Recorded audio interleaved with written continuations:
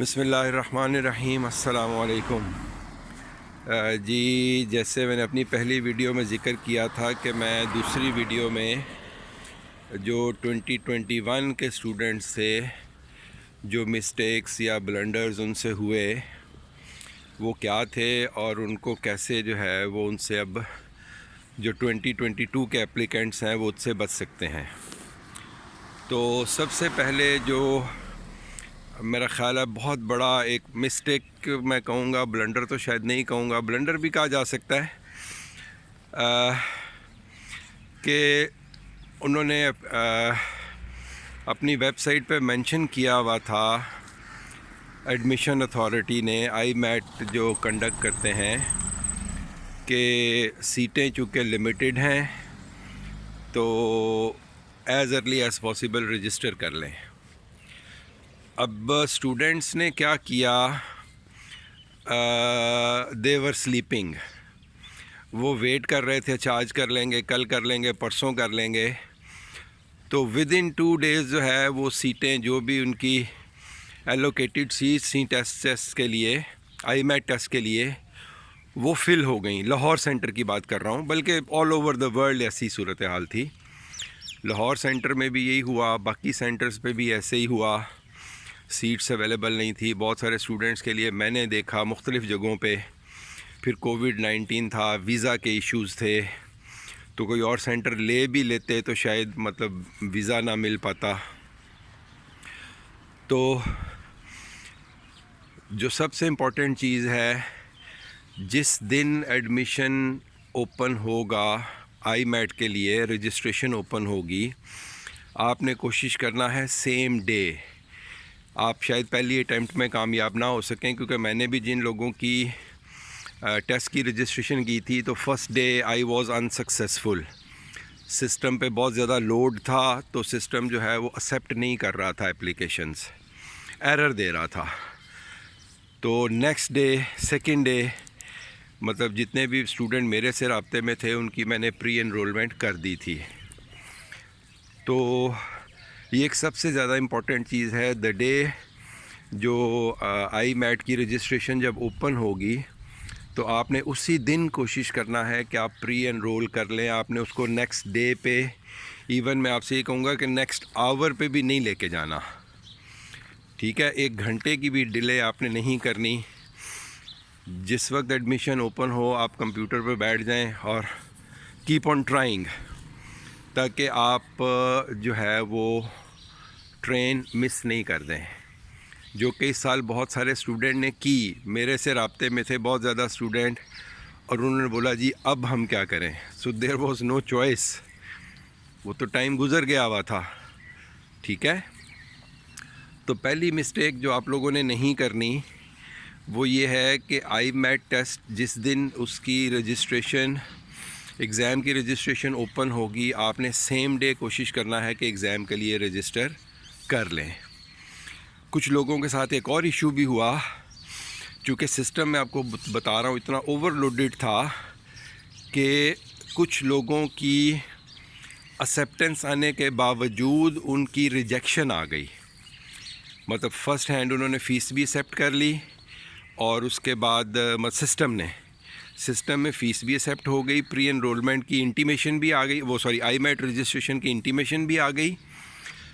लेकिन उसके बाद उनको रिजेक्शन आ गई कि नहीं जी आपकी पेमेंट प्रोसेस नहीं हो सकी, सीटें फ़िल हो गई थी, आप लेट थे, तो आपकी एप्लीकेशन से पहले सीटें फ़िल हो गई। तो सिस्टम के एरर की वजह से जो है वो आपकी एप्लीकेशन प्रोसेस हो गई है और आपको जो है वो एग्ज़ाम की रजिस्ट्रेशन मिल गई है, जबकि हमारे पास एलोकेटेड प्लेसेस जो हैं वो ख़त्म हो चुकी हुई थी। खैर बहरहाल उन्होंने उसको मतलब उन स्टूडेंट्स को एडजस्ट कर दिया, मतलब उनको एडिशनल सीट्स क्रिएट करके। तो वो जितने भी लोग थे, उनको लाहौर सेंटर का था, मुझे पता है, मेरे थ्रू एक स्टूडेंट थे, तो उनको उन्होंने अकोमोडेट कर दिया था बाद में। लेकिन कहने का मकसद ये है कि आपने टाइम ज़ाया नहीं करना, पहले ही दिन आपने आई मैट की रजिस्ट्रेशन कर लेनी है। सो ये एक बहुत इम्पोर्टेंट आस्पेक्ट था जो इस दफ़ा बहुत सारे लोगों ने सफ़र किया, उन्होंने तैयारी भी की हुई थी, अच्छी तैयारी थी उनकी, लेकिन वो चूँकि टाइम पे एग्ज़ाम के लिए रजिस्टर नहीं कर सके तो वो ट्रेन मिस कर गए। दूसरा, कुछ स्टूडेंट ने मेरे से रब्ता किया, उन्होंने ऑलरेडी किसी कंसल्टेंट को, एजेंट को पे किया हुआ था, और उन्होंने क्या किया कि उन्होंने उनको किसी और कोर्स में एनरोल कर दिया हुआ था। मतलब इसमें IMAT और MBBS के लिए एनरोल ही नहीं किया, सिरे से प्री एनरोल ही नहीं किया।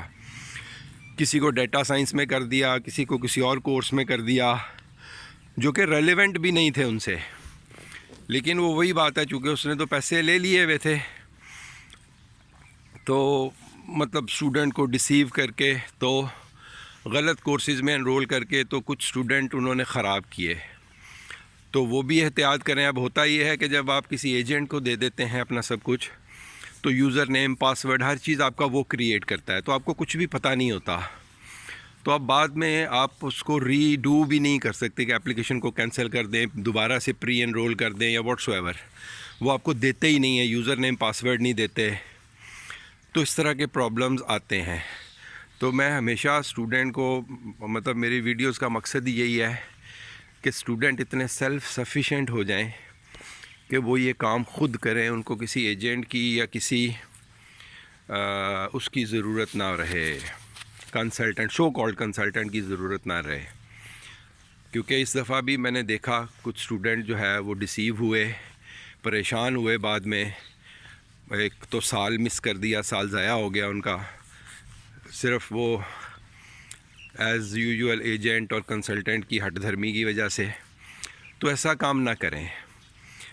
मैंने वीडियोस, जितनी मेरी वीडियोस हैं, अगर उनको गो थ्रू कर लें, मैंने अपना व्हाट्सएप नंबर भी दिया हुआ है, उससे मेरे से रब्ता कर लें। अगर कोई कन्फ्यूजन है तो ख़ुद से ये काम करें। बहुत आसान है, इसमें कोई मुश्किल नहीं है, आप कर सकते हैं। अगर मेरे जैसा बंदा कर सकता है जिसको कंप्यूटर की शायद अलिफ बे भी नहीं आती, तो आजकल तो स्टूडेंट जो है वो बहुत शार्प हैं। एटलीस्ट ये मोबाइल फ़ोन्स, लैपटॉप्स, कंप्यूटर्स और डिजिटल साइड पे थोड़े मतलब वेल अवेयर हैं। तो मेरा नहीं ख्याल इसमें कोई प्रॉब्लम होगी। सो अगेन मैं यही सजेस्ट करूँगा, पहले भी यही करता रहा हूँ, कि एजेंट के पास नहीं जाएं, आप ख़ुद करें। बहुत आसान है प्रोसेस सारा, कोई उसमें कोई बहुत बड़ा कोई मतलब मुश्किल नहीं है। कोई उसने को बड़ी कोई मार का नहीं सर करना कंसल्टेंट ने आपके लिए। सारी चीज़ें आपके पास मौजूद हैं, और वही जो उसने करना है वो आप ख़ुद भी कर सकते हैं। सो ये एक चीज़। दूसरी चीज़ थी ये कि कंसल्टेंट्स ने लोगों को ख़राब किया, गलत कोर्सेज़ में प्री एनरोल कर दिया, IMAT के लिए प्री एनरोल ही नहीं किया, और अब स्टूडेंट दे सफ़र्ड। उनका एक साल तो ज़ाया हो गया, अगर मतलब अब दोबारा नेक्स्ट ईयर वो आते हैं तो इस चीज़ की जो है वो थोड़ी एहतियात करें। तीसरा, कुछ स्टूडेंट ने मेरे से रब्ता किया। अब उनकी आई डोंट नो, मैं नेग्लिजेंस ही कहूँगा, उनकी हद से ज़्यादा नेग्लिजेंस मैं बोलूँगा। उन्होंने university.it पे प्री एनरोल किया और अपनी प्री एनरोलमेंट एम्बेसी को नहीं भिजवाई। कुछ स्टूडेंट ने मेरे से रब्ता किया, दे पास थ्रू IMAT, क्वालिफाई कर लिया, उनका एडमिशन हो गया, और एम्बेसी उनको अपॉइंटमेंट नहीं दे रही। अब जब मैंने प्रोब किया कि एम्बेसी अपॉइंटमेंट क्यों नहीं दे रही, तो मुझे पता चला कि उन्होंने प्री एनरोलमेंट की अप्रैल मई में, और एम्बेसी को प्री एनरोलमेंट भिजवाई सितंबर में, अगस्त में। तो अगर आप अगस्त या सितंबर में अगर एम्बेसी को भिजवाएंगे प्री एनरोलमेंट, तो आपकी टर्न उसी हिसाब से आएगी। वहाँ पर तो first come first serve basis पे वो आपको ट्रीट करते हैं। अब उन स्टूडेंट्स ने क्या किया हुआ था कि उन्होंने प्री एनरोलमेंट तो कर दी हुई थी वेबसाइट के ऊपर, लेकिन जैसे उन्होंने डायरेक्ट किया था कि अपनी प्री एनरोलमेंट को प्रिंट करें, साइन करें और एम्बेसी भिजवाएं, उन्होंने ये काम नहीं किया हुआ था। उन्होंने ये काम किया सितंबर में जाके, अगस्त में या सितंबर में, मुख्तलिफ टाइम में मतलब। अब उस हिसाब से उनकी अपॉइंटमेंट नहीं बन रही थी, तो एम्बेसी उनको एंटरटेन नहीं कर रही थी। लाजमी बात है, जो ऑलरेडी क्यू में लोग हैं, एम्बेसी पहले उनको एंटरटेन करेगी। उनको तो एंटरटेन नहीं करेगी जो आज अप्लाई कर रहे हैं और वो कहें जी मुझे कल की अपॉइंटमेंट दे दें, तो ये पॉसिबल नहीं है एम्बेसी के लिए। ठीक है, ये कोई वो तो है नहीं, पाकिस्तान एम्बेसी तो है नहीं, या पाकिस्तान का कोई महकमा तो है नहीं कि आप जुगाड़ लगाएं, किसी को 2-4 हज़ार रुपये दें और चलो जी आप अपनी नंबर आगे पीछे करा लें, कोविड-19 सर्टिफिकेट बनवा लें। तो हर जगह ऐसा नहीं होता, लेकिन शायद हमारे लोगों का ख्याल ये होता है कि हर जगह पे हम जुगाड़ कर लेंगे, कुछ ना कुछ कर लेंगे। तो लास्टली जब तक मेरा उनसे रब्ता था दिसंबर में, मैंने दोबारा से पूछा तो तब तक उनको एम्बेसी ने अपॉइंटमेंट नहीं दी हुई थी। अब अक्टूबर में एडमिशन हो चुका है और दिसंबर तक जो है वो उनको एम्बेसी अपॉइंटमेंट नहीं मिल सकी। रीज़न वही कि उन्होंने अपनी प्री एनरोलमेंट जो है वो एम्बेसी को टाइमली नहीं भिजवाई। तो आप में से किसी ने भी, जितने भी न्यू एप्लीकेंट हैं, ये गलती नहीं करनी, ये गलती नहीं करनी। जो ही आप प्री एनरोल करेंगे, प्री एनरोलमेंट एक्सेप्ट होगी, आपको एक मैसेज आएगा universitytally.it पे कि आप इस प्री एनरोलमेंट को प्रिंट करें और एम्बेसी भिजवाएं। तो आपने पहली फुर्सत में वो प्री एनरोलमेंट प्रिंट करनी है और एम्बेसी को कोरियर कर देनी है। इसमें बिल्कुल भी आपने किसी किस्म का इस साल ब्लंडर नहीं करना, क्योंकि जिन स्टूडेंट की प्री एनरोलमेंट मैंने की और उनको मैंने बोला कि इसको as soon as possible embassy भिजवाएं, मेजॉरिटी की अपॉइंटमेंट जो है वो जुलाई में थी, इवन IMAT से पहले। मेजॉरिटी की अपॉइंटमेंट कॉल एम्बेसी ने उनको बुलाया वीज़ा एप्लीकेशन के लिए, लेकिन वो उनकी ड्यू एप्लीकेशन बनती नहीं थी। तो वो फिर उनको मैंने गाइड किया कि आप एम्बेसी को लिख दें कि हमें भी IMAT में अपीयर होना है, हमें अभी वीज़े की ज़रूरत नहीं है, तो हम IMAT के बाद जो है वो आपसे वीज़ा एप्लीकेशन के लिए दोबारा से कम्युनिकेट कर लेंगे। तो उन्होंने कहा ठीक है। जब एम्बेसी से ये कम्युनिकेशन हुई तो एम्बेसी ने कहा हाँ जी ठीक है, आप IMAT के रिज़ल्ट के बाद जो है वो हमसे रब्ता कर लीजिएगा। तो उसमें मतलब ये है कि एटलीस्ट आपकी अपॉइंटमेंट सिक्योर हो जाती है। आपकी अपॉइंटमेंट आई, आपने मिस कर दी ड्यू टू द रीज़न कि आपको भी IMAT में अपीयर होना है, तो फिर आप IMAT के बाद जब आप एम्बेसी के पास जाएंगे तो आप ऑलरेडी उनके लिस्ट पे हैं। ठीक है, तो आपको एम्बेसी जो है वो फिर एंटरटेन कर देगी। और जो लोग मतलब पाकिस्तान से बाहर का कोई सेंटर लेना पड़ता है मजबूरन, अगर लाहौर का सेंटर नहीं मिल पाता, तो फिर डेफिनेटली वो भी अगर जुलाई में उनकी अपॉइंटमेंट आती है तो that is for visit visa.